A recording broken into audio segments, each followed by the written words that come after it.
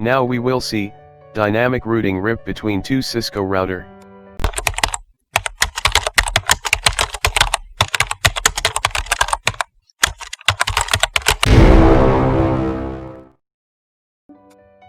IP addresses are already installed on routers and computers.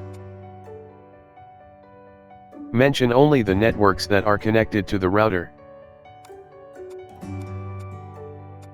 IP addresses are already installed on routers and computers.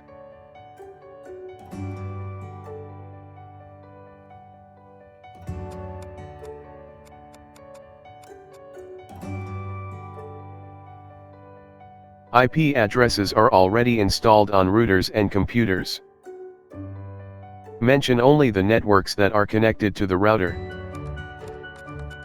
RIP version 2 configure successfully. Thanks for watching. Please subscribe my channel.